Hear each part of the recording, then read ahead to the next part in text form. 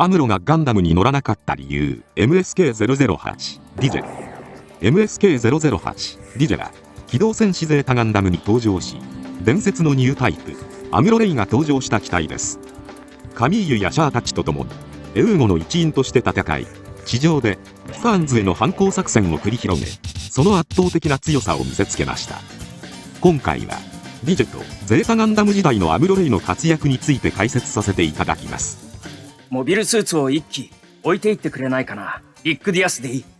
地球連邦とジオンの戦いである一年戦争終結後、ジオン軍の一部の勢力は降伏することなく各地で反攻を続けていました。そして宇宙世紀0083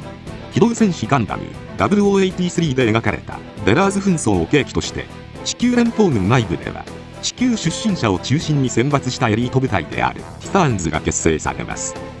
ティターンズは地球至上主義を唱え、スペースノイドに対して反地球連邦政府デモを行うコロニー住民を虐殺するという通称30番地事件などの強硬姿勢を取ったため、ティターンズのやり方に反発する連邦軍の准将ブレックス・フォーラは反地球連邦組織エウーゴを設立し、宇宙世紀0087グリプス戦役と呼ばれる戦いが始まりました。その中で30番地事件を皮切りにティファーンズの脅威に対抗する組織が地上でも結成されました。それがカラバです。カラバは元ホワイトベースのクルーハヤト小林など地球連邦の軍人が中心となっており、特に機動戦士ゼータガンダムの作中では宇宙を主戦場とするエウーゴとの共闘作戦に当たっています。そんなカラバが所有するモビルスーツはメモのような量産機が中心だったので、ティファーンズの高性能な新型モビルスーツに対抗するためには地上でのエース機の開発が急務でした。そんな中、エウーゴがジャブロー降下作戦を行いましたが、最終的に宇宙へ帰還する際、アポリー・ベイが登場していたリック・ディアスは超巨大輸送機アウド村に残されました。そのためその機体にはアムロレイが登場することになります。そしてそのリック・ディアスをベースに開発された機体がディゼとなります。ディゼは全領域仕様のリック・ディアスを大気圏内戦闘に最適なモデルとして設計変更した機体です。地上に特化するためジェネレーターは地上用に調整され、機体の軽量化や冷却機能の強化が施されています。設計にはアナハイムエレクトロニクスの旧ジオン系技術者が担当したことから、ゲルムグに類似した外観に仕上がりました。また本機はティファーンズとの激しい戦火の中で早急に機体を完成させるためにリック・ディアスのムーバブルフレームを用いて、さらにネモの電子機器類なども流用しています。こうして実質アムロ専用機となった試作1号機はエース機として戦える性能に仕上がりましたが、その分操作性はタイトなものとなってしまい、生産されたのは少数にとどまりました。しかし後年には仕様変更して追加生産された機体も見受けられます。ディゼの特徴としては、ハイブバインダーは放熱用大型フィンを兼用し、脚部スラスターには熱核ジェットエンジンが採用されています。熱核ジェットエンジンはモビルスーツの動力源である熱核融合炉、通称ジェネレーターに機体外部から大気を取り込んで推進力を得るスラスターなので、宇宙空間での運用を切り捨てて地上向けに特化した設計思想になっていることがわかります。なお熱核ジェットは一年戦争時にジオン軍のドムにも採用されていましたが、これと同じく高速ホバー走行による高速移動が可能です。さらに熱核ジェットの恩恵によりサブフライトシステムに登場した際には空気抵抗を低減し、優れた運動性を獲得することが可能になりました。外観の特徴としては、まずコックピットはリック・ディアスと同じく頭部に搭載されています。またリック・ディアスと同型の物合いになっています。劇場版機動戦士ゼータガンダムの時系列で描かれた漫画機動戦士ゼータガンダムデイアフタートゥモロー開始年のレポートによると、ディゼ開発当初カラバのハヤト小林はアムロレイ復活の象徴にするべくディゼをガンダムタイプの外観になるよう技術陣に依頼しましたが、カイ・シレンやベルトーチ・カイルマの意向によりエウーゴの同志として戦うジオン残党への配慮としてジオン系の外観にしたことが語られています。そのため物合いの裏側にツインアイ用ソケットが残されるといった直前までガンダムタイプとして開発していた名残が見受けられます。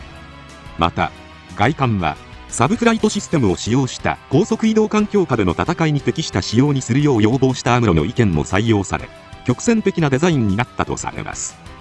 剣部は左右非対称な形状となっており、右肩にラウンドシールドを装備し、左肩はメガバズーカなど様々な武装を搭載可能なウェポンラックになっています。武装としては、頭部バルカン砲はリック・ディアスは頭部内蔵式でしたが、ディジェはガンダムなどのようにこめかみに装備しています。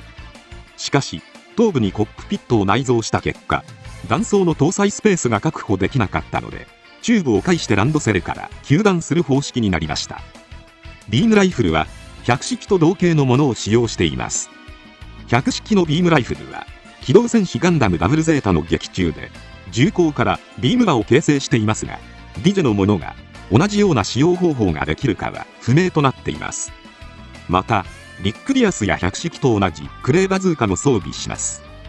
ちなみに、クレーバズーカは、初期のエウーゴは、積極的に敵機を露獲することも視野に入れていたので、敵機の撃破ではなく、内部破壊を目的とした粘着榴弾などを使用することが考えられており、粘着榴弾が粘土を叩きつけたように見えるということから、クレイバズーカという名前になっていますが、モビルスーツ用のバズーカとして完成度が高いとされる兵装です。近距離兵装としては、ビームナギナタを装備しています。ゲルヌグのものと同様で、スカの両端からビーム刃を生成することが可能ですが、片側のみで稼働する場合は、より太いビーム刃を形成できるようになっています。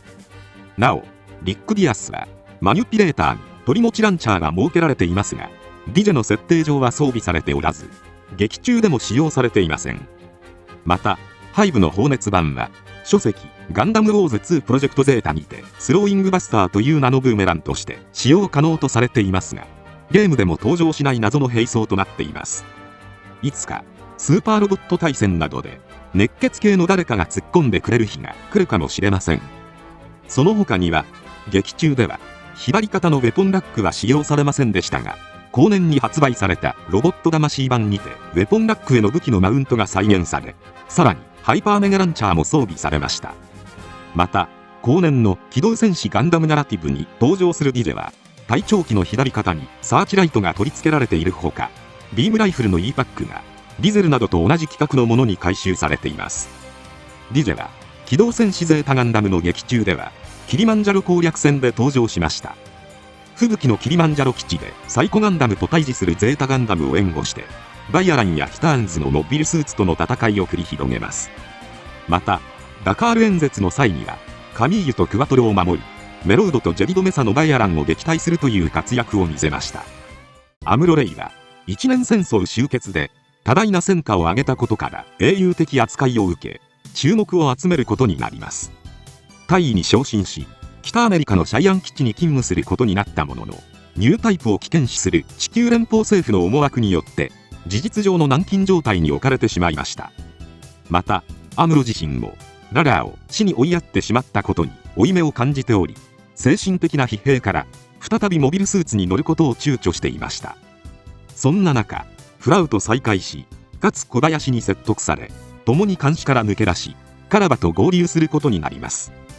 没案には、輸送機で、アッシマーに特攻をかけた際に死亡するという筋書きもあったとされますが、劇中では、7年ぶりに、かつての宿敵であるシャアと再会し、一年戦争時代に負ったララーのトラウマを克服できていない自身の姿を看破されます。